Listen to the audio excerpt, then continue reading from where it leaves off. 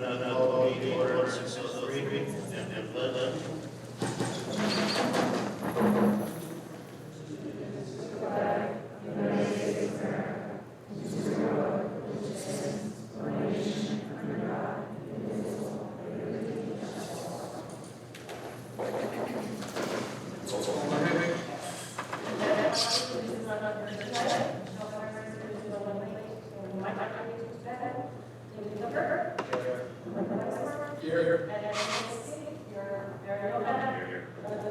Here. And is there the minutes? 2.1, review and approve the board agenda. I have a motion to approve the agenda as presented and or amended. Motion? Mike, second. John? All in favor? Any discussion? All in favor? Opposed? Carry.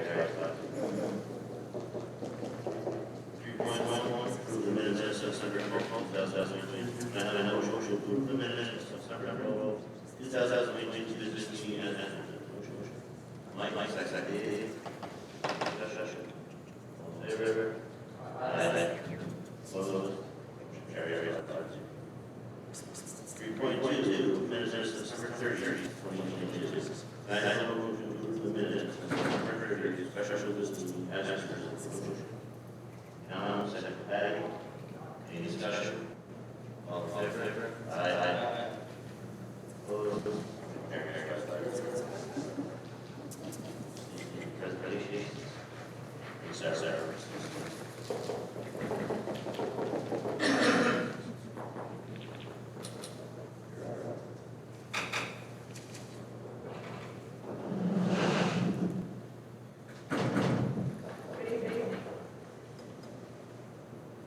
So I want to start this evening by saying that it's Board Appreciation Week, Board Appreciation Month.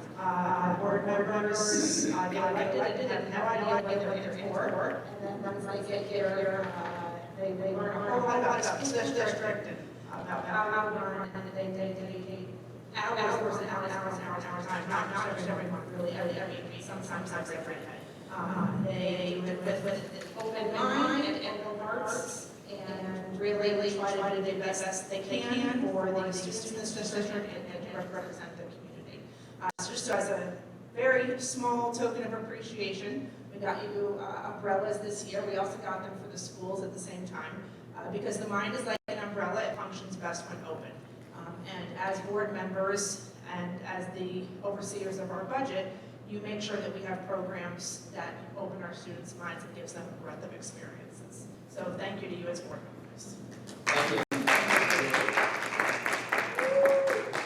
And it is a Laker-specific umbrella. It's very exciting. It was under budget, right? It was all in the budget. It was in a budget line. You just didn't know it.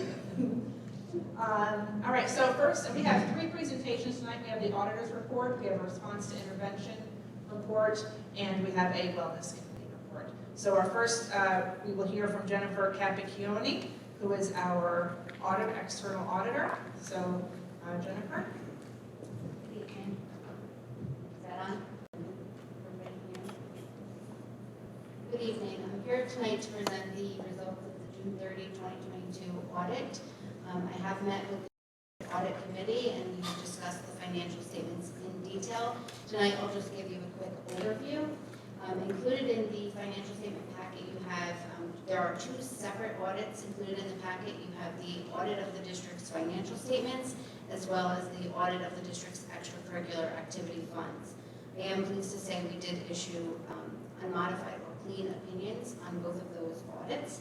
And the district is in good financial condition. If you do note on the screen ahead of you, you have the pie chart that shows your revenues, and there's another one that shows the expenditures. The district is within range with all of your expenses as far as ratios in comparison to, for example, your property tax revenue in relation to your federal sources, state sources. There's all within reasonable limits. On the expenditure side, you have your instructional and your salaries and employee benefits. Again, everything's within reason. There's nothing that stands out of any concern in those areas. With that said, I will just point out, if you remember going back to the beginning of COVID year, there were some additional funds that were carried over, and by way of being over the 4% limit for the tax cap. So the district has had a plan in place, and in 21-22 they did spend down some of that money. You were able to add some additional funds to your reserves, and they continue to have a plan in place to get back down to where we're within the 2% limit for the at this time, I would just like to take a moment and acknowledge the business office staff for their hard work. They do a really excellent job for the district here, and they make it a really seamless process for us and for you guys, so we do appreciate that. It's nice to have a good staff.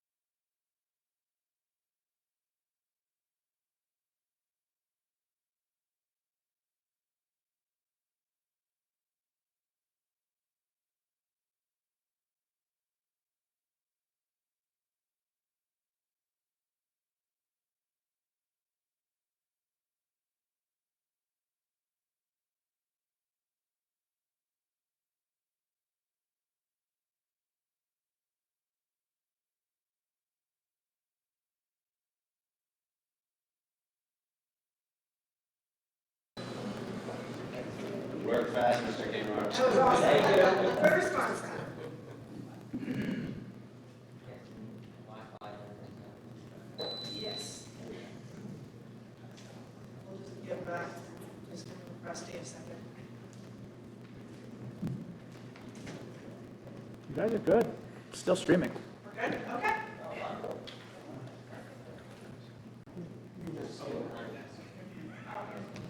Can you, Mr. LaPresti, could you turn the Oh, yeah.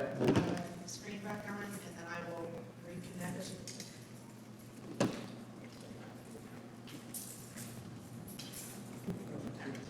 So just.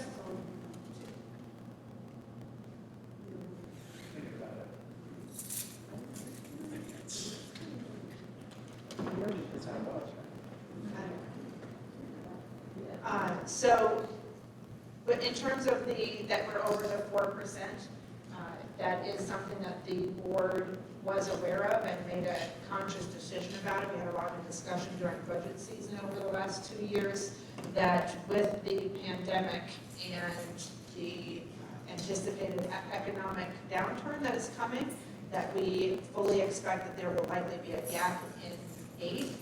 And we want to make sure that we survive that as a district and can go through that period, hopefully without any staffing cuts. So that is one of the reasons that we are above the 4%. And it was a conscious decision. And while we are going to be working to get back under that 4%, that is something that we are making sure that we are prepared for the future in all ways. And I applaud the board for making that effort. And that being kind of the only thing on the audit report, I think that says a lot. That's the only thing, again, that's a, New York State law, that 4% limit, so that's why it's in there. I will say there are almost, the majority of districts are over that 4%, especially since COVID and all that. And then second to that, I just want to take a minute to also acknowledge the business office and the hard work that they do year round, that this is truly the way it is and the report that we get because of their work. So thank you very much to Ann, Teresa, Scott, and Loretta, formerly Loretta, and now Chris Jablonski. They do a fabulous job there. So thank you, business office. Any questions for Jennifer before she goes? No, thank you. Thank you. Audit committee, did you want to add anything? I think it was unremarkable in the best ways except for that 4%. But yeah, I think we have a clear plan in place. So appreciate you going through line by line with us. It was very helpful to understand that. Thank you. Thank you.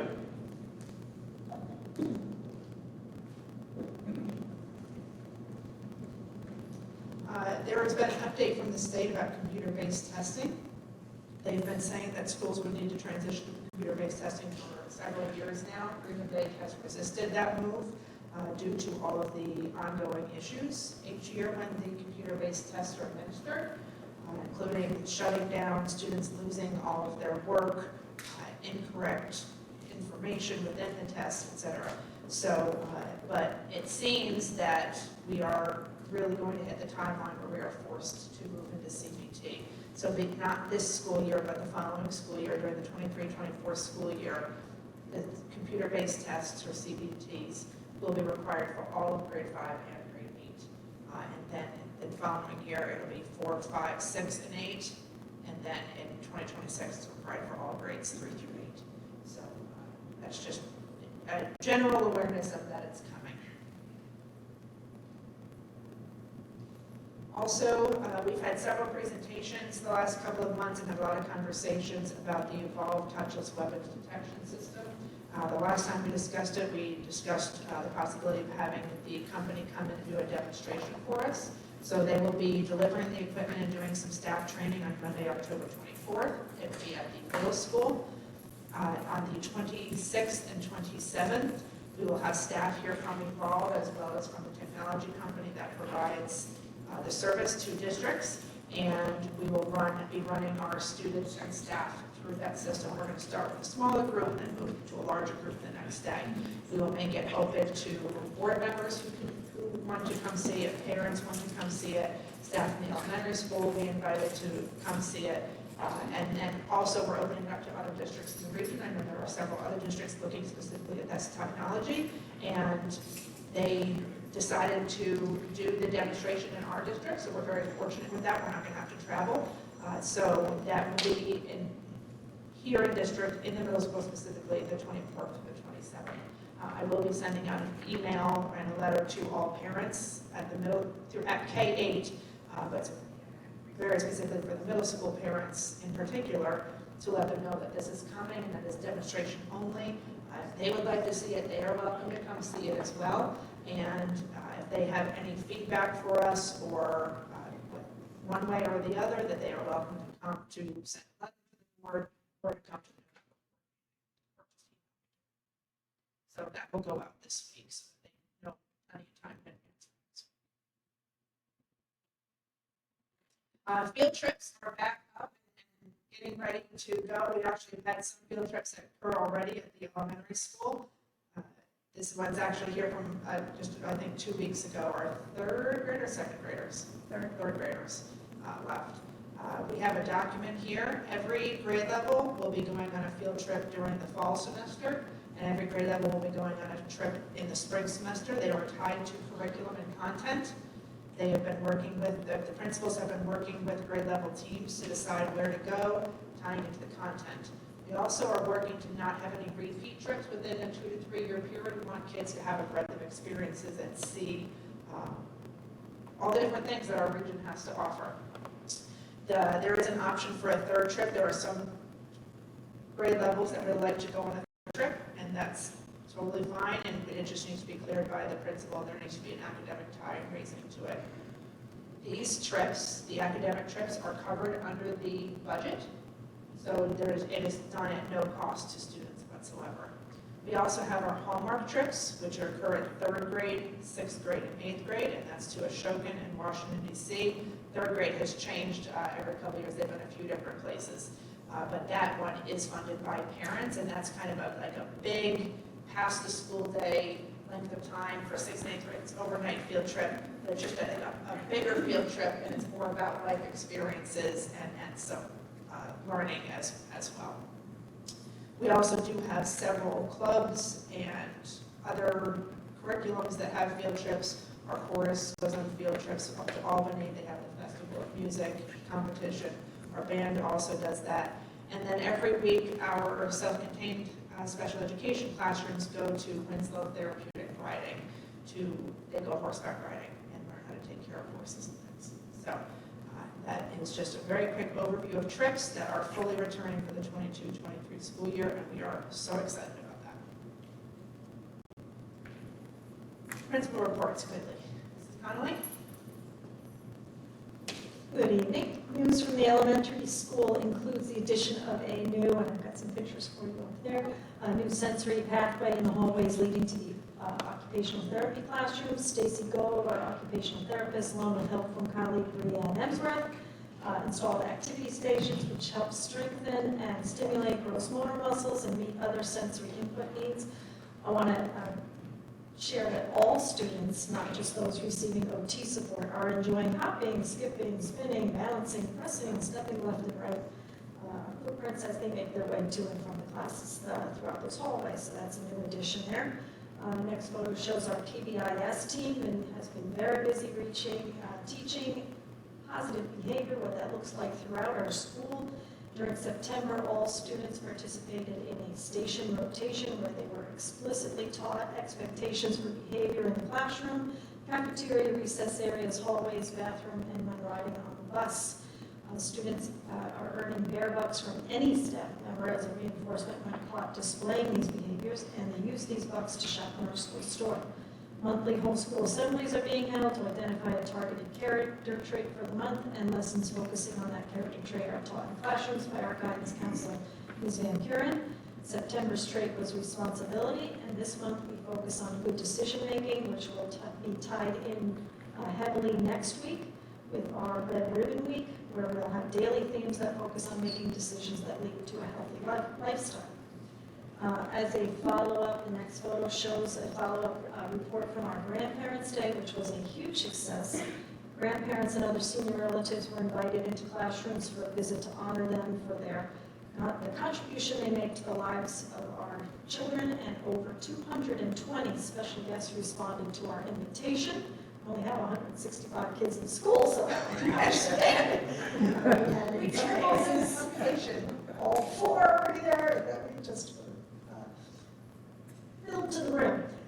But everyone had a really fun time doing partner activities and crafts with their special child, and they also enjoyed warm cookies baked freshly in our new cafeterias.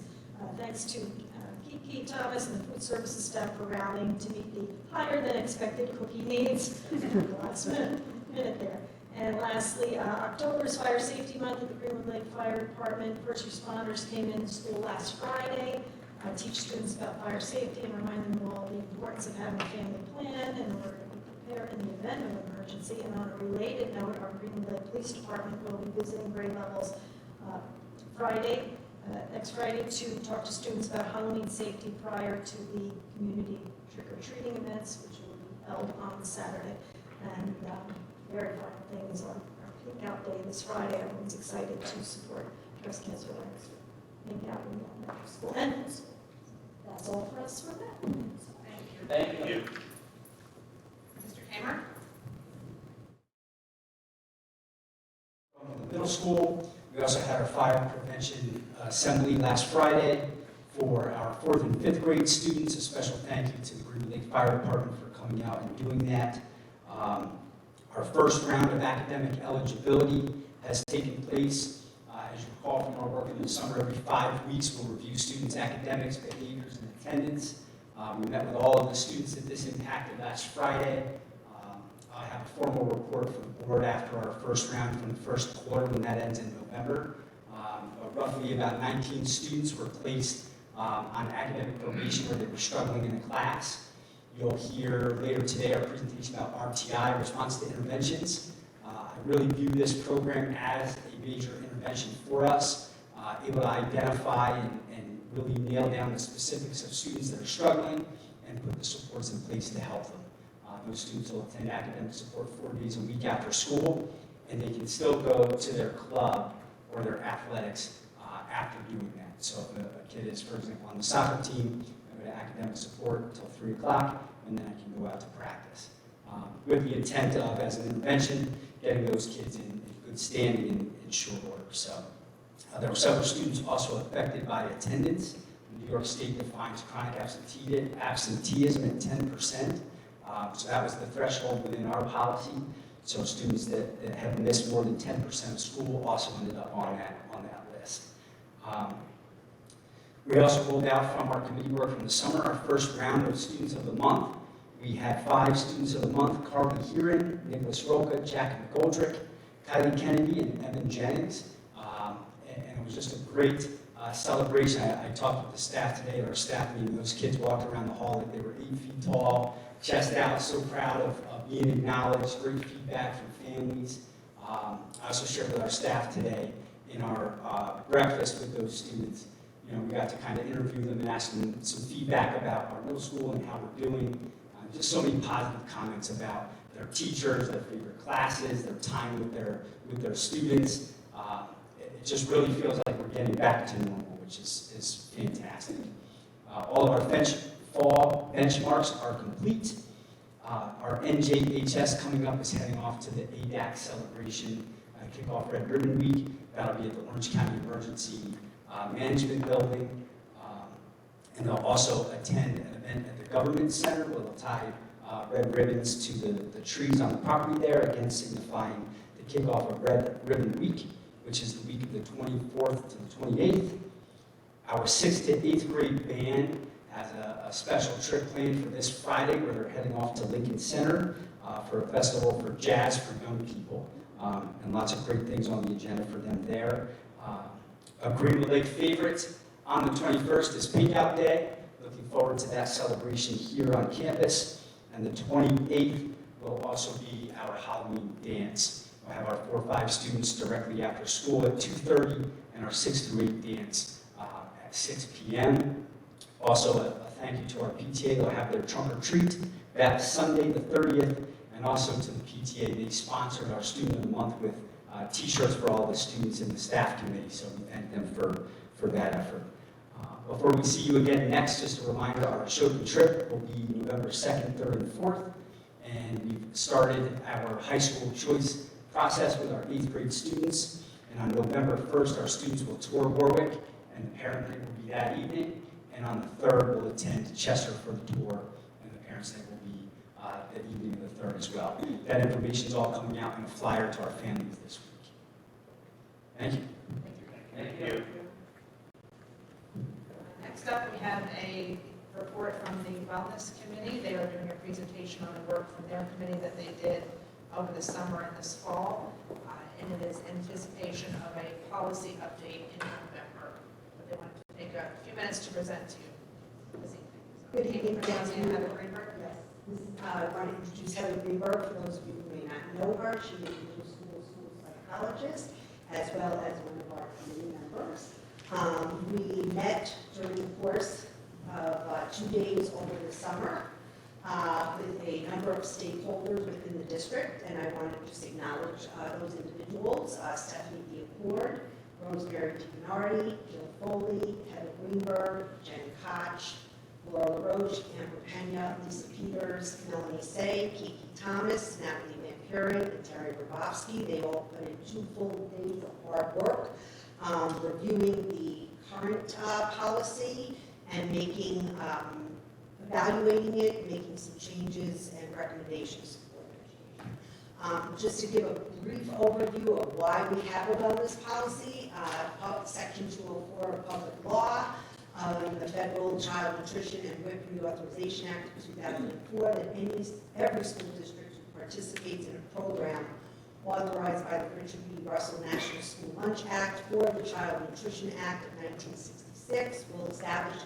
local wellness policy that includes nutrition, physical activity, and other school-based activities that are designed to promote student wellness, which is why we have our policy.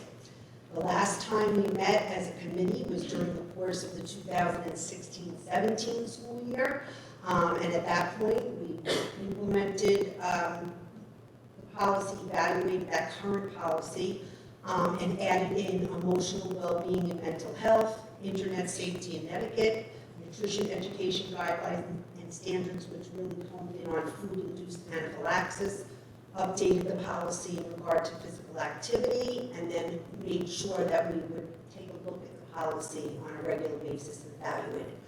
We had plans to update the policy during the 1920 school year, but due to COVID, we were interrupted, so as soon as we were able to get back to some normalcy, we met over the summer.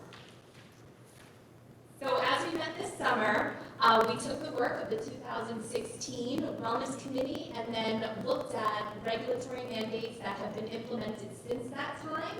And then we had the 2022 Wellness Committee make updates and recommendations with pending Board of Ed approval, review, and adoption for your November 2022 meeting. And that was to include information about how we are going to meet the demands of Every Student Succeeds Act, which we'll talk about, look at the social emotional learning and mental wellness policy and procedures, PBIS, which is positive behavior intervention and supports. And then since the COVID pandemic, we've learned so much about internet safety and etiquette, so we wanted to look at that again, as well as the nutritional education guidelines and standards specific to our students with food-induced anaphylaxis and allergies, as well as how we manage outside food in the school since the COVID pandemic. So how we were going to address all of these updates and recommendations that we proposed, we take a multifaceted approach. We want to look at how we are going to implement this in the classroom, how we're going to translate that information to the community and our families, how we are going to train all of our staff, how we are going to be held accountable for implementing and evaluating the procedure, and then also including all of the current updates and research in the field. In taking a look at the prior plan, we did also examine physical activity, and we're making no changes to the current policy. However, we did make a recommendation to be really cognizant that children need to be moving. Students need movement, and that recess is very, very important, no matter how much they may need to be in and going to the library and doing other things, that getting out there and moving is very important. Additionally, we made some recommendations that we really need to meet every couple of months to see if what our recommendations are being indeed implemented with fidelity. So that was another change to those two areas. A core part of our work for the committee was to then create our procedure for meeting the goals of ESSA, which is the Every Student Succeeds Act, and that was adopted in January 2018 by the U.S. Department of Education, and that is essentially the main education law for public schools in the U.S., and it holds all schools accountable for how students learn and how they achieve. And the way in which schools need to do that is to provide equitable opportunities for all students, regardless of their gender, ethnicity, where they live, all types of various individual differences. We have to maintain our attendance records, as Mr. Kamar spoke before about the 10% or greater. We need to be aware of those students that are absent and then how we address it. And then making sure we have equity in our classrooms with classroom content, culturally responsive materials, making sure that gaps in performance are addressed through our various resources, including RTI, supporting our L students, and then making sure all of our staff, including administration, are able to access professional development to support ESSA. And the next slide, please. We also focused a great deal on social emotional learning and mental wellness, especially in light of the COVID pandemic. And we reviewed the NYSED and federal regulations that have been put in place since then. And we established goals for meeting students' mental health, making sure that all students have access to a full-time psychologist and guidance counselor in each building, making sure that we have community outreach and communication, whether that be through our district website, the social emotional learning website that was created, social media platforms, local resources that are distributed and made available upon request, and making sure that school staff are accessing professional development regarding meeting the mental wellness of their students, and making sure that parents have opportunities to access that information as well. I just wanted to thank the board for their support in having us have a full-time psychologist in each of our buildings, as well as a school counselor, in order to support the social emotional learning of not only our students, but our staff and our whole community. So thank you. And And I will say specifically as a school psychologist, having many friends in the field that are still divided among 2 and 3 schools in their districts, even within the Hudson Valley. So we're very grateful to have those supports for our students. So thank you. So in the classroom, how we address social emotional learning is not only how it's infused into the teaching from the students' classroom teachers, but also through guidance lessons. At the elementary school level, students are working on understanding their emotions and building their self-esteem, learning how to communicate effectively, and learning how to engage with other students. And then it becomes a little bit more complex as we get to that middle school level where we're dealing more with emotional management, decision-making, being aware of mental wellness, and how to promote self-care in our students, as well as our staff. And then we have our positive behavior intervention supports that are in effect at both buildings. It might look just slightly different at each building in how we interpret it, but it's essentially making sure that all students know what's expected of them, providing a lot of great opportunities for acknowledgement and reinforcement, making sure that all staff and families are on the same page about what are the expectations for our students. Each building has their own PBIS committee that meets regularly and goes over all of the different supports we have in place and making adjustments as needed, and making sure that all families have supports for meeting their own as well as their child's mental wellness.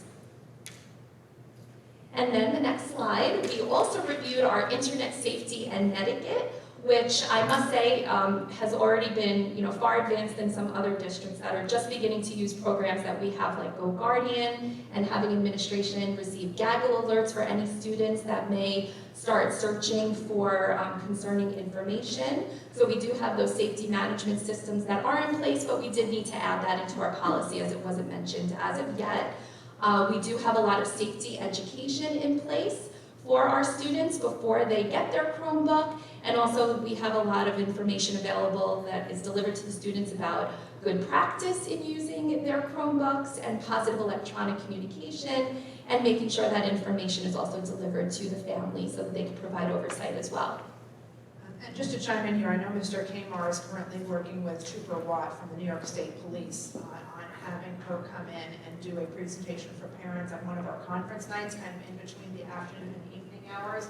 We're hoping parents come and participate in that to kind of learn about what are your kids on, what are they doing, how can you go in and oversee their different things. I'm sure we've all heard in the news lately about some of the airdrop threats or the social media threats that are going on, and what can we look for as parents, what settings can we change, those types of things.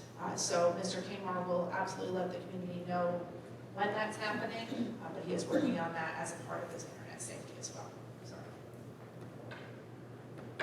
And we're going to move on to nutrition education guidelines and standards. And in 2016, we really dove into this part of the policy, making sure that there are consistent nutrition messages that are taught throughout the school, in the classroom, in the cafeteria, home, community, and the media. And I think we have been doing a wonderful job from 2016 to now to bring in fresh fruits and vegetables, whole grain foods, getting the word out about healthy eating.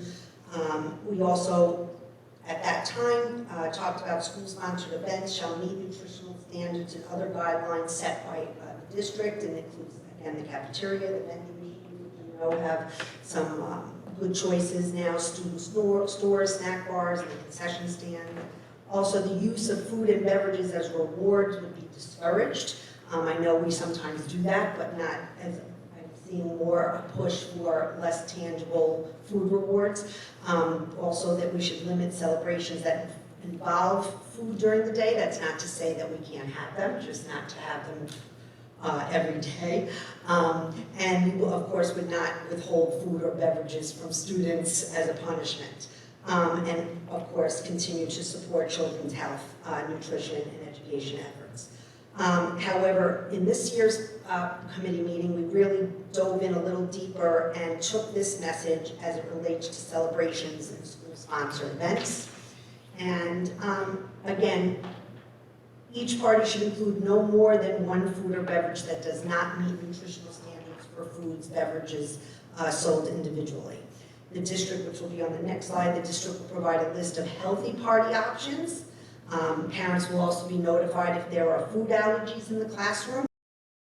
And parents may send in only store-bought, preferably individually packaged, pre-wrapped items with ingredients label on them. And that's really very much so in regard to the food allergies. And then homemade baked goods are prohibited. And I just showed some photos there of examples of prepackaged. And then to the celebration guidelines, which is going to go out to parents, is that we are looking to reintroduce the store-bought and individually wrapped items for birthday celebrations, holiday parties, and just indicating that the homemade baked goods are not permitted, and that the food service department will be continuing to offer their celebration menus. Take a look at the next slide that Sarah just put up for your viewing. Just the recommended smart snacks for the classroom. We do still have students that, especially at the elementary level, that bring snack every day. So we just offered some food options, dried food options, different kinds of chips, such as skinny popcorn, baked chips, veggie straws, pretzels, vegetables, even yogurt, whole grain crackers. Again, really aligning with the nutritional standards and guidelines of the federal government. And then some healthy and fun food ideas for classroom parties and what that might look like. For example, apples and caramel dip, vegetables with low-fat dressing, popcorn, graham crackers, baked goldfish, granola bars, pretzels, string cheese, and then healthy beverages such as water, seltzer, or fruit or vegetable juice that has at least 35% fruit juice. I worked with Kiki, our food service director, and Anne in developing a celebration menu that has already been sent out to families, and it has a little bit of this and a little bit of that on it, so we're still getting our delicious ice cream and chocolate chip cookies and things to that nature, but Kiki included some veggie platters and different types of apple dips and things to that nature, and she did send me a positive email that she received from a family where she prepared a vegetable dip platter for her birthday party. So these have already been out, and wallpaper products are included, and so forth. And then lastly, we just had our nurses take a look at our food-induced anaphylaxis plan. We have exceptional nurses here in the middle school as well as in the elementary school, and because of the severity of some student allergies and the health and safety of each individual, we just wanted to review this policy. And most importantly, we just highlighted that the district continues to be a nut-free, milk-free, is not a nut-free, milk-free, allergy-free environment, but we are allergy sensitive. So for any student that does have an allergy, we have the school nurse worked with the family to have their emergency care plan, and all of our staff are very well trained by our nurses regarding any student allergies, and we noticed that many of the friends of the student, tends to be very caring and knowing what is important in terms of preventing any type of anaphylaxis or food allergy display. So thank you so much. Ms. Hatton will be providing each of you a copy of the updated changes to the policy for your review and again your adoption. If you have any questions or concerns or anything you want to add, please contact me or Ms. Hatton. Are there any questions or comments from the board at this time for Amy Pedrozzi or Heather Greenberg? No, that was a great presentation. Thank you. Thank you very much. Thank you.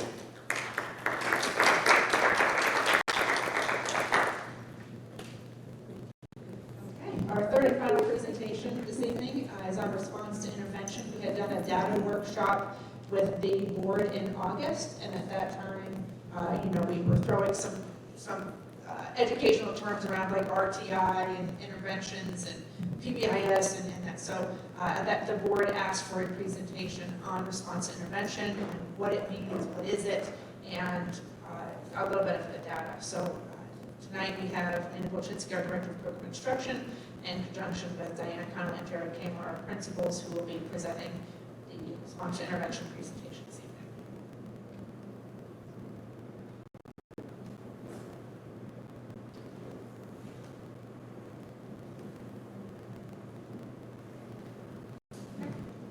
Good evening, and thank you for the opportunity to present this evening on RTI, or Response to Intervention. So up on the slide, you're going to see a few bullet points, and I feel like these truly highlight what RTI is.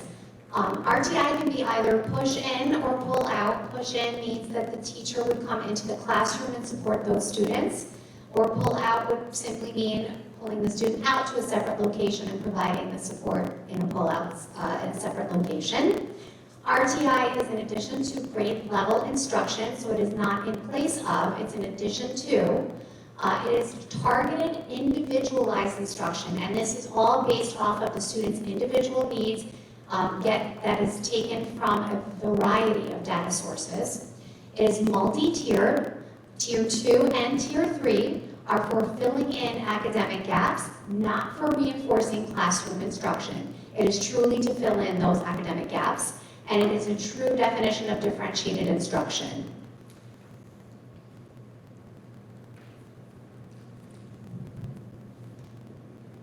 The essential components for RTI start with what we call Tier 1 instruction. And Tier 1 instruction is the classroom instruction that every student's going to receive in every classroom. And that starts with high-quality, research-based classroom instruction. When you identify students for Tiers 2 or 3, you're using ongoing student assessments. In our district, we have universal screenings and student monitoring throughout the year. We test students in their reading benchmarks to get an idea of where they stand across norms of students in both New York State and across the country. We have our MAPS testing, which is diagnostic, which can tell me if a student is low and struggling, specifically in what area and how I can target that. Those tiered interventions then start to tell you how you would attack and embed instruction for specific students based on the gaps that they're having. And of course, strong parent involvement would help all of our students. Go back 1 second. When I explain the tiers of instruction, professional learning communities are built to target RTI, and we ask 4 questions. What do we want our kids to know? How will we know when they've learned it? How will we know that they've learned it? How will we measure that? And what will we do if they don't? That's your four areas there. What do we want our students to know? That's high quality instruction. How will we know when they know it? That's our student assessment. And the intervention is what will we do if they don't learn that?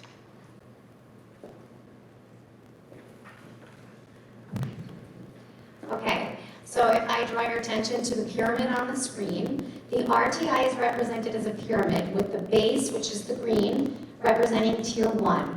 This is for all of our students and involves true differentiation of skills to meet the specific needs of each student in the classroom. This is done every day in the classroom by the classroom teacher.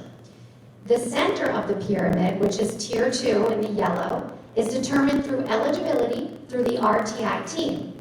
Students that are recommended for Tier 2 receive additional support, and that again could be push in or pull out, in either ELA, in math, or in both areas based on the recommendation. The frequency for RTI Tier 2 is 2 times per week, approximately 30 to 45 minutes, for each subject that they are recommended for. And then if you look at the tip of the pyramid, that is the Tier 3 in the pink. This is the most intense level of RTI support and designed to meet the needs of students who were not responsive to Tier 1 and Tier 2 interventions. The frequency of Tier 3 is every day, 30 to 45 minutes for each subject area that they are recommended for. RTI is designed to provide true individualized targeted instruction and support and backfill academic skills.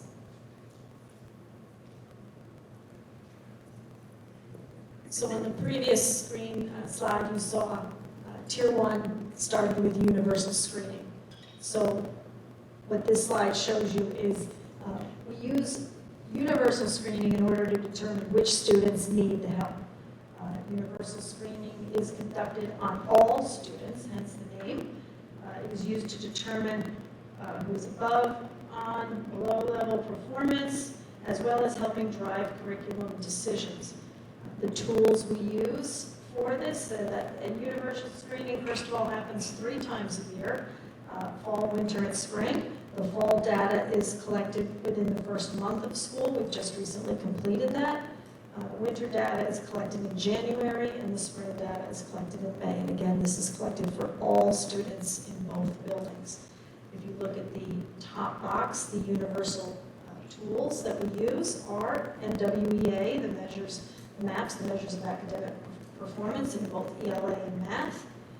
We do refer to New York State exams, TC reading benchmark assessments, which happen in the fall, and we also look at the prior spring, how the students left off before leaving us in June. We use the Scholastic Reading Index in grades 2 through 8, and the Sheet 3000 in grades 3 through 8. Those are reading assessments. And finally, Math Fact Fluency Assessment for all students. And on the next slides, I will show you an example of what that looks like, the results of these universal screening. All the data that we collect here is then put onto a spreadsheet. We're able to see all the students, all the data, and begin to see where we are achieving above level, where we are right on target, and then areas that we are low on and need to address. Once we identify those students and areas that need Tier 2 and Tier 3 interventions, we will identify those students and begin to use progress monitoring. Slightly different. That is for, in Tier 1, there is progress monitoring because we continue in the classroom to work with all students. In addition to the TC benchmarks, the reading benchmarks for Teachers College, the teachers will continue to give those monthly and see how the students are progressing. We will continue to give the Scholastic Reading Inventory assessments, and we will continue to assess the Math Fact Fluency. But in addition, if a child moves on to Tiers 2 and 3, we add Ames Web Plus assessments and also Fountains of Pinnell benchmarks that are done by the RTI teachers, and of course the RTI staff continues to do some Math Fact Fluency as well. So those are additional assessments geared towards progress monitoring and how the students are doing with those intervention supports.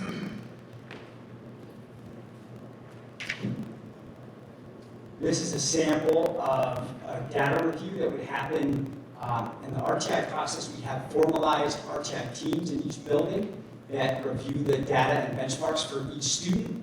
We also do this work within the classroom and within the grade level. So many conversations are happening about our students, again, from each classroom, across the grade level as a team. You know, they'll discuss their students and how they've performed, strategies that they can put in place in their Tier 1 interventions. And then if a student's not responding to those Tier 1 interventions, they're referred often into the RTI team. These are some of the data points that they would look at. For example, the students in white would be performing on or above grade level. The students in yellow would be slightly below or approaching grade level. And then our largest concern would be students in the red, where they're performing typically significantly below grade level. The conversations would then look at the different benchmarks, again, that norm the students across the country and tell us where a kid is performing. But then we also have diagnostics that can tell us specifically for that student where the struggles are that they're having. That then helps the RTI team build the interventions that we want to target with those students. In real time, I spoke with a parent this afternoon as an example with if a student is struggling with factoring, it may be that the math fact is they're struggling with their multiplication of their times tables. So they can understand the strategy, but they have a deficit or a gap in the learning to be able to do that activity. So we would pull them out into RTI and really focus in on that skill. So just a couple of things here. Each one of these lines represents a different student. Right? So when we then look, and you can quickly see that, you know, this is a student that we might be looking at. They're in the first percentile. That's a below BR in terms of rating, which means that their rating isn't even really scoreable yet. So that's a student we want to make sure, okay, are they a special education student? Are we already servicing them? Is it a new student that just moved in? Is it an English language learning student that doesn't speak English yet, and that's why they're scoring so low? And So there might be different reasons why they're red, but this just kind of helps pinpoint us. Also, you'll notice that there's a history of scores here, right? So here's fall of 19, winter of 20, fall 19, winter 20, end of year 19, prior year. So we never place a student based on one score. It is always a history of scores. It's about the student overall. It's also with teacher input. It's never just about the numbers. We also talk to the teachers and have conversations about each of these students that we're thinking about for RTI. So it's really looking at the whole picture of the child.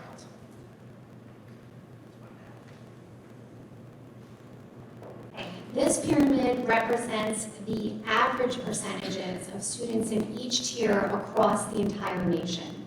So if you look at Tier 1 in the green, that again is all students included in Tier 1, approximately on average, 80% will meet grade level benchmarks in response to those Tier 1 classroom interventions that we provide for all students. If you look in the center of the yellow, Tier 2, on average, 10 to 15% will not meet benchmarks with Tier 1 interventions and will need more individualized interventions targeting their specific needs. This is when a referral to RTI is made. Again, as Superintendent Haddon stated, it is not just done through those numbers, it is also done from teacher conversations, recommendations from the entire team, and a historical review of all the data from that child. For Tier 3 in the red, on average 1 to 5% will not meet benchmarks with both Tier 1 and Tier 2 interventions, and that's when they'll need that more intensive daily intervention in the Tier 3. RTI classroom progress monitoring data is reviewed approximately every 4 to 6 weeks to see how the child is doing in that particular tier. Students can have the opportunity to, perhaps if they're in a Tier 3 and they start to see in the 8-week review, a 6-week review that they're doing well, at that point they might do a trial and try them in a Tier 2 and see how they're doing with less frequency of intervention, and then again need to determine the progress of that particular child. Parents are informed of their child's response to intervention level and movement between tiers. So again, parent involvement is absolutely essential in this. And the behavioral needs is also a component of tiers 2 and 3. And then that becomes, well, does the child display any type of behaviors that might be prohibiting the child from the academic progress? So those areas are also reviewed with the RTI team during the Tier 2 and the Tier 3 intervention.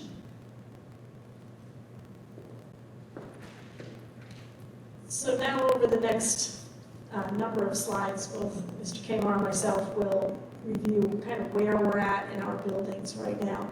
So the slide you're looking at shows the tier percentages of elementary school students at the start of 2 years. You see September 2018, which was the last year that was pre-pandemic.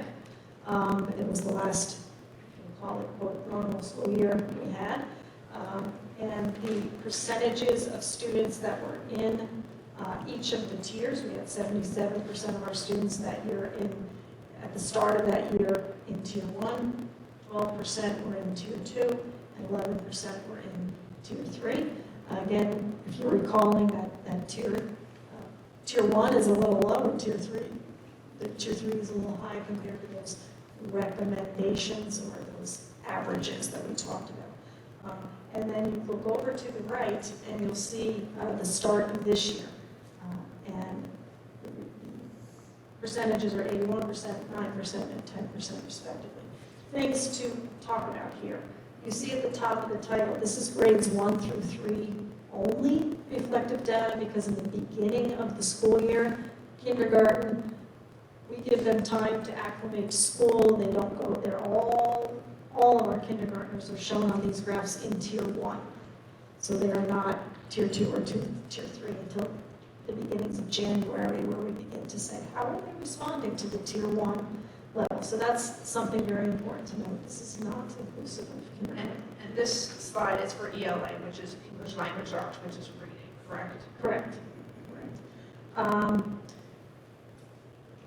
If you look across, it looks like there's a better job in some areas, and there's just some things to share about this. We did add some curriculum work and changes on reading materials and resources that came in the beginning of 2019. We've worked very hard during the pandemic.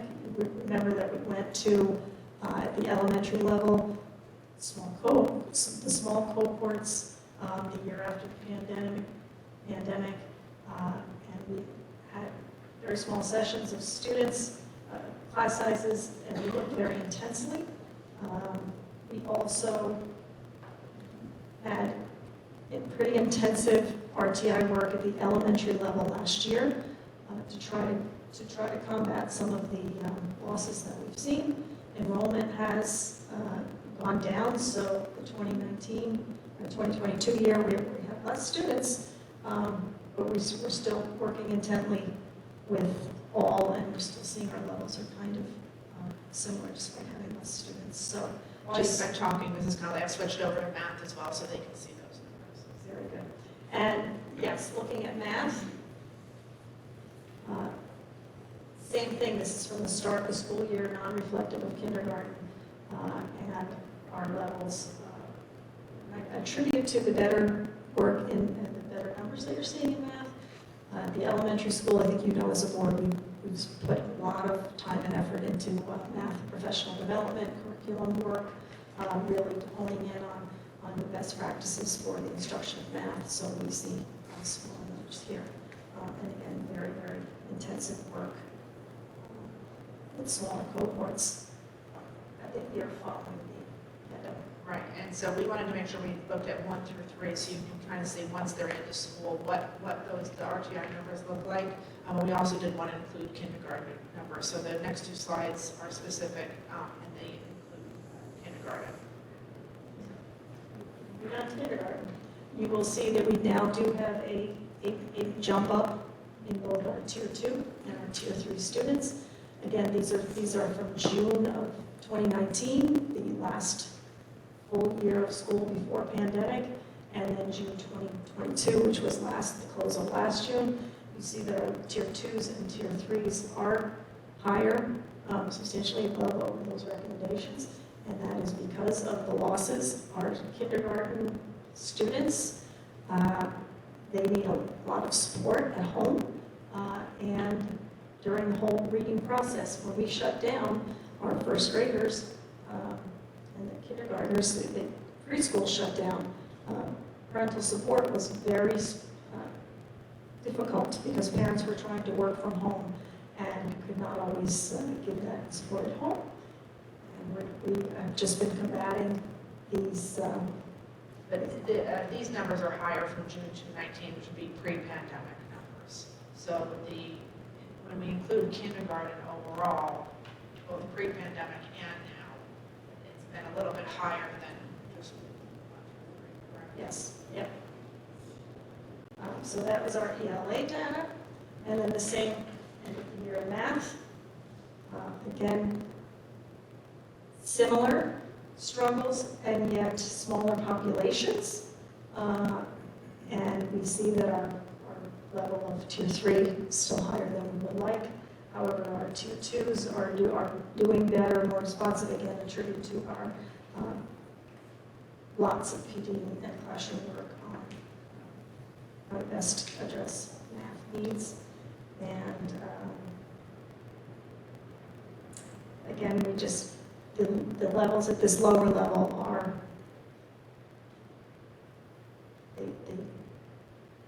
the cumulative. If you're not making gains and you're not meeting the benchmarks as a kindergartner, and now you add it on, you have to make both the kindergarten gains and the first grade gains.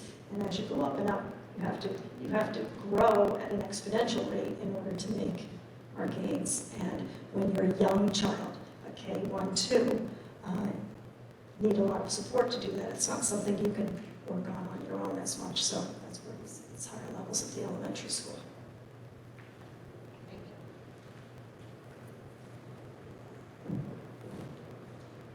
We'll also show you our data for the middle school.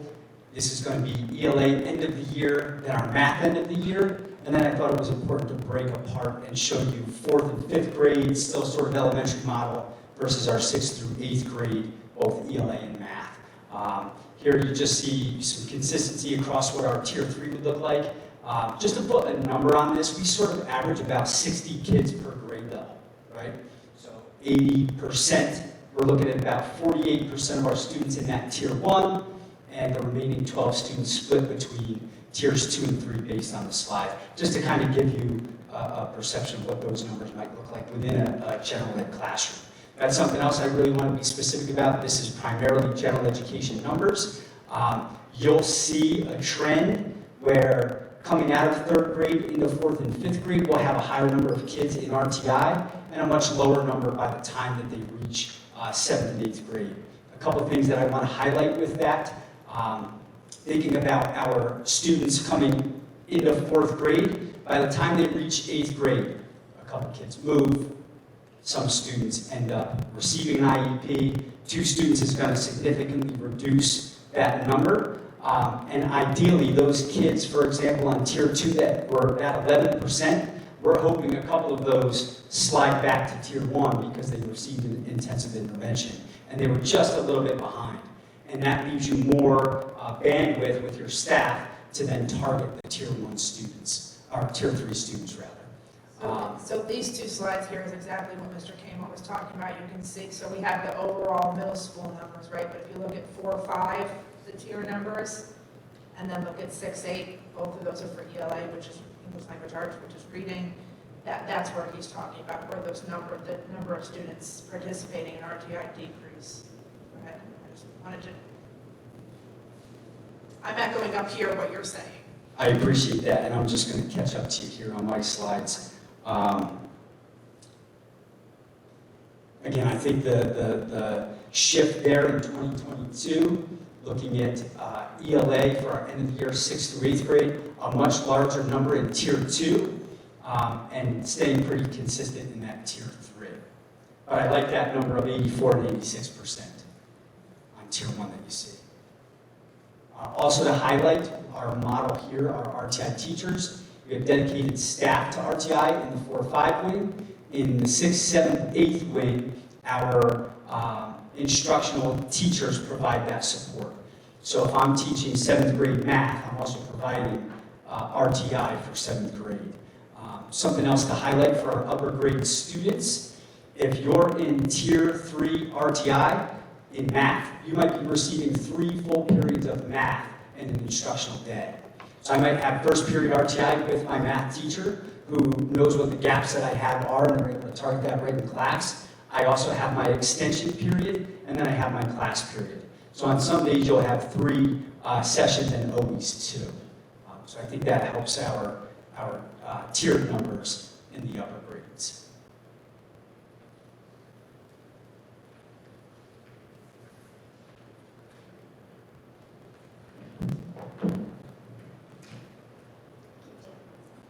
Okay. This might look a little bit familiar. At our August workshop, we did talk a little bit about the last column, the 21-22 percentages and enrollments.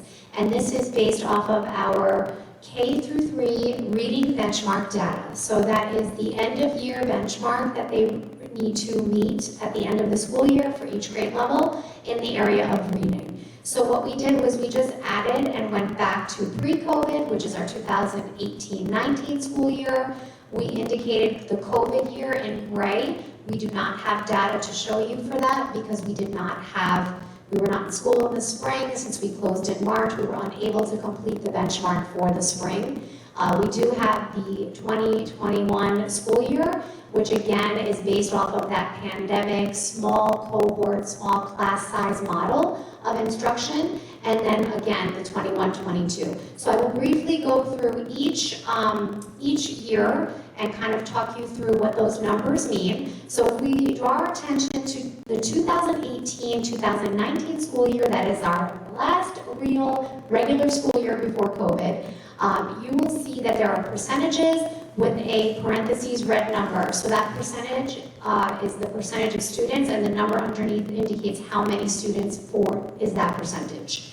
We also gave the enrollment for the year, so we gave the student enrollment for each grade level. So in 2018-19, in kindergarten, we had 51 students, and out of those 51 students, 3 did not meet benchmark. And then for first grade, and that was 6% to 3, so that's what those numbers mean. For first grade, there were 40 students, 11 out of those 40 students, which equals 28%, did not meet their benchmark for the end of year reading. For second grade, it was 52 students, 21 of those 52, 40% did not meet their end of year benchmark. And for third grade, there were 58 students, 22 out of those 58 students, equaling 38%, did not meet their benchmark. So just to review, end of year benchmark for kindergarten is a level C, D. End of year for first is a level J. So as you can see, from C to J for first grade, that's a lot of areas that they have to cover in reading. End of year second is the letter N, benchmark N, and end of year for third is Q. So again, no data for COVID year 2019-20. So if we look to the right of that, we are in the pandemic instruction model. So again, those were very small class sizes. You're going to see several numbers under enrollment, and I'm going to kind of explain what that means. So for kindergarten, we did have a total enrollment number of 33 students in that grade, but 28 of those 33 students were assessed in the reading benchmark, and 2 of those students were home remote for instruction. So 5 out of the 28 students that were assessed did not meet their end of year benchmark, so that equals 18%. And there could be many reasons why they weren't there to be assessed. They might have been sick, they might have been quarantined, they might have been in and out of remote and then in person. So there are several reasons why that might be. So just to kind of indicate what that means. First grade, 41 students were enrolled, 37 of them were assessed, and 5 were remote-only students. That was 19 students equaling 49%. Now, for students that were remote, I want to say that teachers were still giving benchmarks remotely, but that is very difficult to give a reading assessment such as a benchmark on a computer without the child in front of you, with the book physically in front of them. It's very difficult, so some of these numbers might also be affected because of that, so I did want to point that out as well. For second grade, we had 50 students enrolled in the grade, 41 of them were assessed, 9 were remote, 20 students, 49%, did not meet the benchmark at the end of the year second grade. And for third, we had 44 students enrolled, 43 assessed, and 6 students that were remote. That is 12 students out of the 43 assessed that did not meet their benchmark. And then just to review 21-22, I did add an additional line underneath each percentage to indicate a very important detail. So for example, if you look at kindergarten, we had 41 students enrolled. 11 out of those 41 students did not meet benchmark. However, there is an asterisk underneath that 11 that says 8 were approaching. What that simply means is that they might have been in the yellow, meaning if they need a C to be able to meet their end of year for kindergarten, but they were at a B, they were almost there. So I did add these numbers as well, just to share that although they didn't meet it, there were several students that were actually approaching that number and that benchmark. For first grade, we had 35 students enrolled. We had 17 of those 35 that did not meet their benchmark, but 5 of those 17 were actually approaching the level J benchmark for first grade, so they were right below that. For second grade, we had 30 students out of 41 that did not meet their benchmark, but out of those 30, 16 of those students were slightly below, 1 level below where they should be. And for our third grade, we had 48 students enrolled. 28 of the 48 did not meet their benchmark. However, 11 out of the 28 were approaching, meaning they were almost there. And I think that what this data does show is that during the pandemic year, we did have small groups, small class sizes, which enabled teachers to really do a lot of targeted support with smaller numbers of students. So you could do your tier 1, tier 2, and tier 3 easily because there were less students there. So we did try to fill in as many gaps as we could, even with the students that were remote or students quarantined or students sick and in and out. For the 21-22 school year, again, once you leave a grade level and you're already behind and you have some gaps to fill, sometimes that gap just continues to widen because there were so many areas that we did need to backfill post-COVID. We talked about this at our board meeting. We talked about a particular grade level that required some true intervention and intensive reading support last year because they did not have a true kindergarten year. Their year actually ended in March for kindergarten. So a lot of backfilling to do, a lot of targeting support, but the teachers have worked very hard to provide this support in the classroom and also through our RTI model. We've been able to work towards closing a lot of these reading academic gaps. So the grade level that she's talking about, and it's the same grade level we've talked about all along, is the current third graders, right? So they would have been second graders last year. They would have been first graders here. They would have been kindergartners here. So this, if you have to go diagonally to follow a cohort of students, but that is where we're seeing the most impacted grade overall.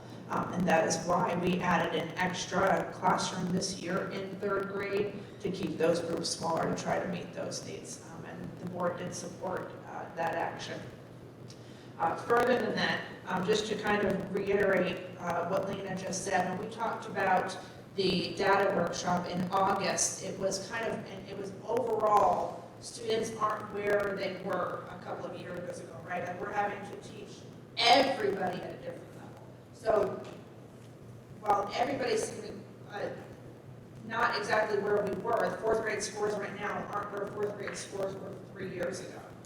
But our RTI numbers are somewhat similar, or in fact, closing some of those gaps a little bit. So RTI, even though when everybody's kind of shifted down, it's still, the RTI is the same. You still have kids that are meeting what we're currently expecting of kids. What we're expecting of kids has had to shift a little bit, and we're trying to now close those gaps and get everybody back up to where they were. So that is our goal that we're working on now, and that's why we're really focusing on these kids that are approaching and tracking them and making sure we're giving them the services they need so we get everybody kind of back up to where we were. It's 73% right now, going to be in tier 2 automatically. No. Because if everybody's there, then you're teaching everybody differently. You can't make an RTI group with 15 kids in it. And we look at that again. And again, the 16 of those 30 are approaching, they're like one level away from meeting the goal, from meeting their benchmark, which is a tier 1. Don't go into tier 2 and tier 3 until you're more than, one level away from. So they're close, and it's the classroom teacher working very hard to fill that gap. So we've seen the shift, but the majority are close, and we're just trying to get them back up to the very low standard. And follow up just slightly on that, is that COVID shutdown year, that first grade year. First grade is the year where we finish learning to read. And then in second grade, it begins reading to learn. So K and 1, when that shutdown happened, and those kids lost 3 full months of reading instruction followed by a summer, where they didn't finish learning how to read. And they came back into us. And of course, they're below where they were. They didn't finish learning to read. And now not only they have to finish that learning, meet the kindergarten level, and then also meet the first grade level, and then keep moving and meet the second grade level and meet the third. So that's where I'm talking about that community. And let's not forget that during this 2021 school year, especially at the beginning, when there was one COVID case in the classroom, the whole class had to go remote for 14 days. I mean, it wasn't even 10 days at the beginning, it was 14 days. So you're at any case, it just compounded and compounded. And so yes, we had small sizes, and I think these numbers, if we didn't have those small groups and reassign all the staff into regular classrooms that we did, these numbers would be bigger than they are. Okay, so we didn't want to, this presentation was long, but we didn't want to make it, hours. So we do have plans for November as well, which is also information that the board asked for. Lena, do you want to review that quickly? Sure.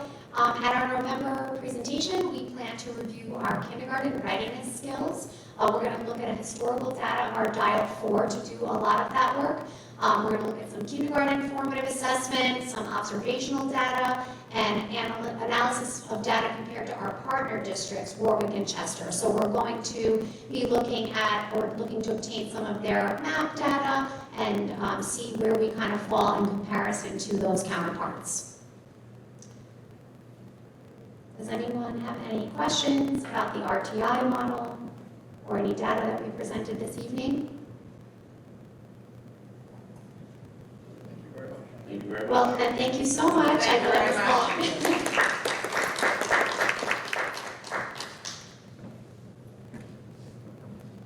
And then the very last thing that I have in my report is just to talk a little bit about the strategic plan. We've begun talking about that internally. We had a strategic plan that ended in 2019, and due to pandemic, that didn't happen, so we are finally ready to redo that discussion. We also made a conscious decision at that time not to do it during the pandemic because we didn't want it COVID specific. We wanted to really have it based on our regular program.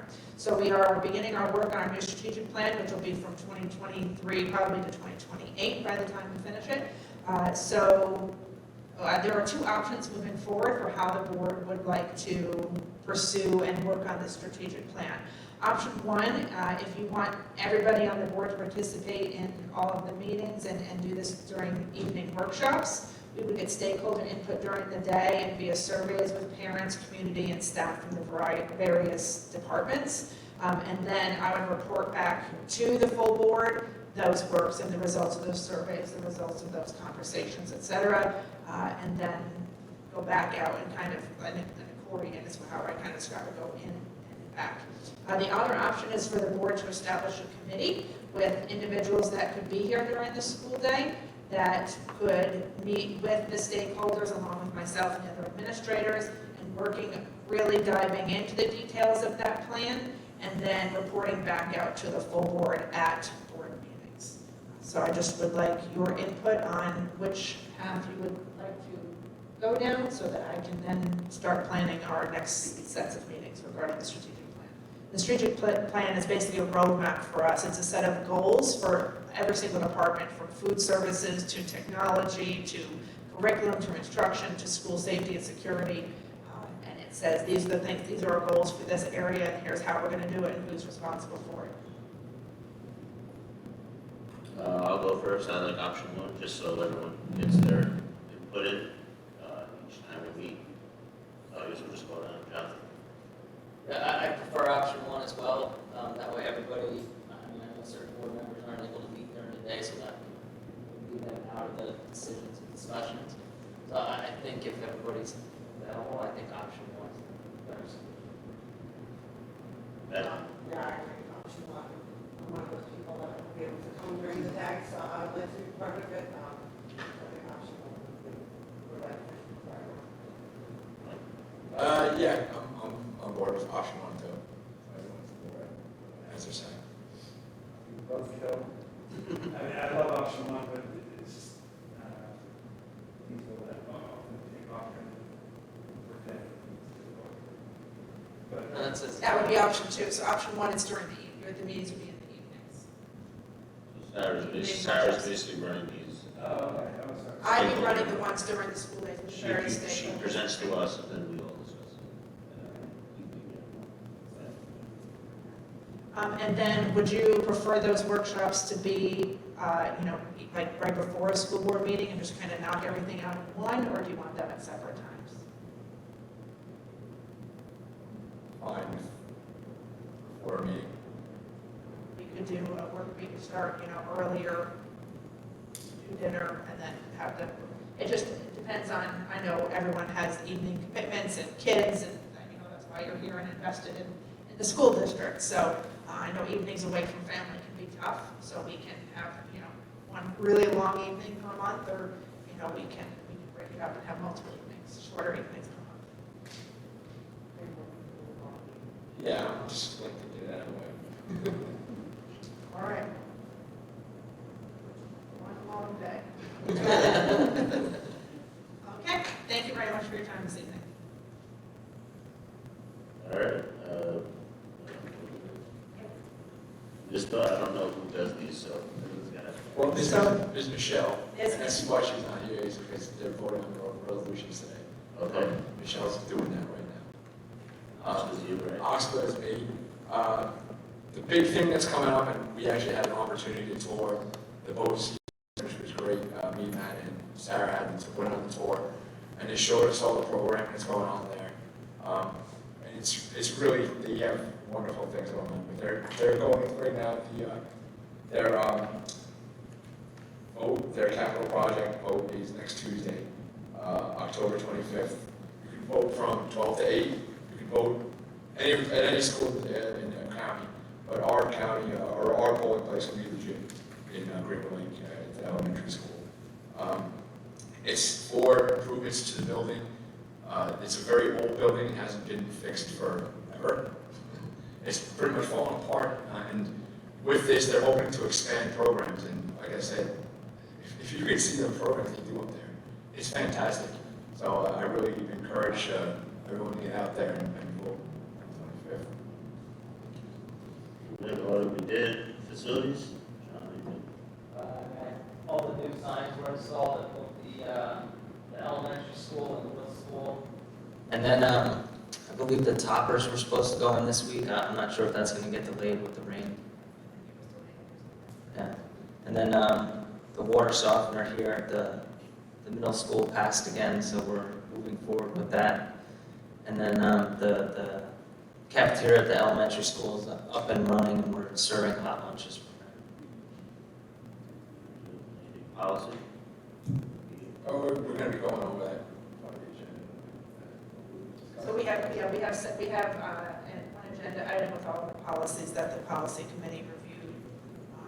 There was one policy related to remote attendance at board meetings, and the policy committee is recommending that we keep the pre-pandemic rules of that if a board member is not able to attend, that they can attend remotely, but it must be in a public location at an address that we advertise as a part of the regular business meeting advertisement, so that if anybody else is in that location, they could also attend that publicly.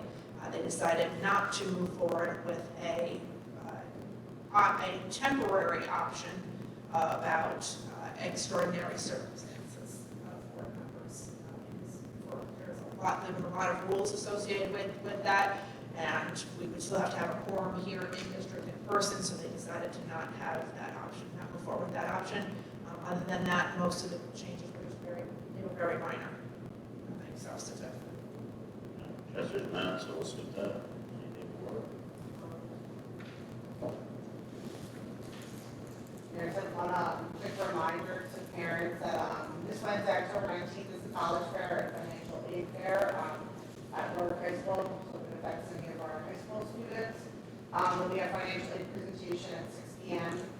and the college fair is 6:30 to 8. They did send out an email to all the parents' accounts and the students too, and they can just sign up. There's a Google Doc to sign up if they're interested in attending the college fair. Thank you.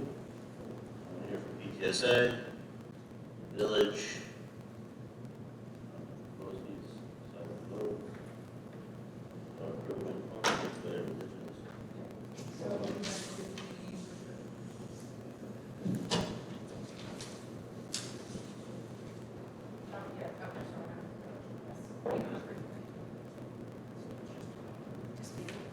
Appreciate that every day. Privilege of the floor, anyone? That's me. It was a very informative meeting. I'm glad I stayed. Hi, everybody. For the people that don't know who I am, I'm Tony Ehlers. I am the co-owner, I'm the co-owner of Little Buddy's Preschool. I just really came down here to thank Sarah and the board. I didn't think I would do this. Just to thank you for your kind gestures when Karen passed away last month. I really appreciate it. It's difficult, but nobody's is going to remain open. We're doing everything that we would have done. Karen is there. But it just really meant a lot to the Saylor family and to me and my family to see that she was very well liked. And I just really appreciate everything that you've done. A lot of people came out. It was wonderful to see everybody paying their respects. And thank you very much. Thank you.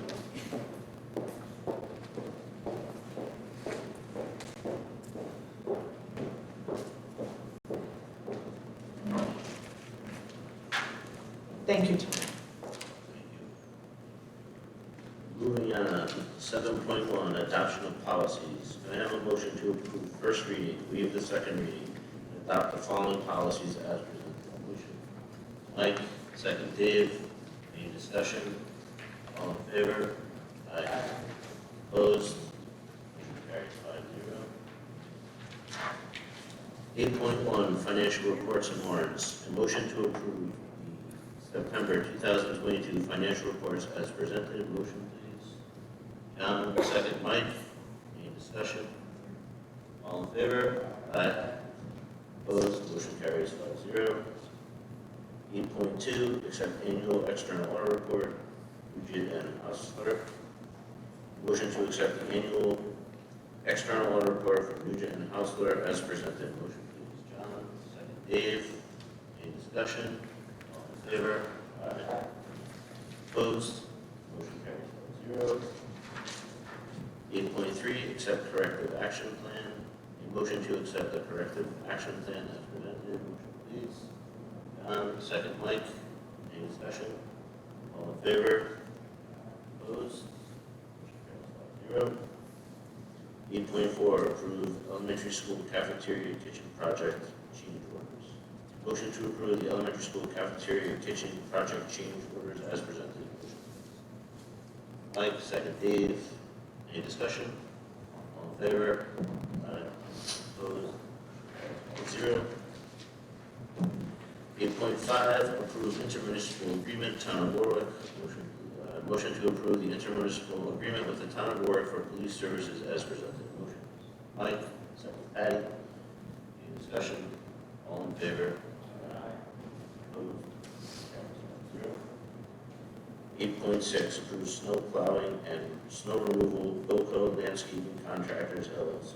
Motion to approve Bilco Landscaping Contractors for snow plowing, snow removal as presented. Motion, please. John, second. Patty. Any discussion? All in favor? Opposed? Motion carries 5-0. 8.7, approve transportation contract, Orange County Transit LLC. And I have a motion to approve transportation contract for Orange County Transit as presented. Motion. Mike, second. Dave. Any discussion? All in favor? Opposed? Motion carries 5-0. 8.8, accept school lunch fund donation. A motion to gracefully accept a generous donation for the school lunch fund as presented. Motion, please. Mike, second. John. Any discussion? All in favor? Opposed? Motion carries 5-0. Just real briefly, I want to just publicly thank Ms. Mazur and her family for donating. She's supporting students who sponsor in arrears and paying them off for the students. Thank you very much. 9.1, approve extended leave of absence, Pepper Ted Gutierrez. I have a motion to approve the extended leave of absence of Catherine Pepper Ted Gutierrez as presented. Motion, please. Mike, second. John. Any discussion? All in favor? Opposed? Motion carries 5-0. 9.2, appoint mentors, Haynes and Petrossi. A motion to appoint Kate Haynes and Amy Petrossi as mentors as presented. Motion, please. Mike, second. Patty. Any discussion? All in favor? Opposed? Motion carries 5-0. 9.3, appoint Arcia the Mine Advisor Greenberg. I have a motion to appoint Heather Greenberg as advisor as presented. Motion, Dave. Second. John. Any discussion? All in favor? Opposed? Motion carries 5-0. Amend videographer, 9.4, amend videographer rate of pay, Pignataro. I have a motion to amend the videographer rate, hourly rate of pay for Vic Pignataro as presented. Motion, please. Mike, second. Patty, any discussion? All in favor? Opposed? Motion carries 5-0. 9.5, appoint substitutes Coleman, Del Vecchio, Finn, Gavlin, Helm, Murphy, Monaganta. Motion to appoint the following individuals as substitute teacher, teacher, aide substitute, and nurse substitute as presented. Motion, please. Mike, second. John. Any discussion? All in favor? Opposed? Motion carries 5-0. 9.1, accept recommendations for CSE meetings. Motion to accept the CPSE SE recommendations as presented. Motion, please. Liz, second Mike. Any discussion? All in favor? Opposed? Motion carries 5-0. 12.1, enter into executive session on approval of the motion. Motion to adjourn to executive session to seek legal advice from board's attorney. Motion, please. John, second Patty. Any discussion? All in favor? Opposed? Motion carries 5-0. Thank you very much. Everybody? There'll be no action taken after executive. No action taken after executive session.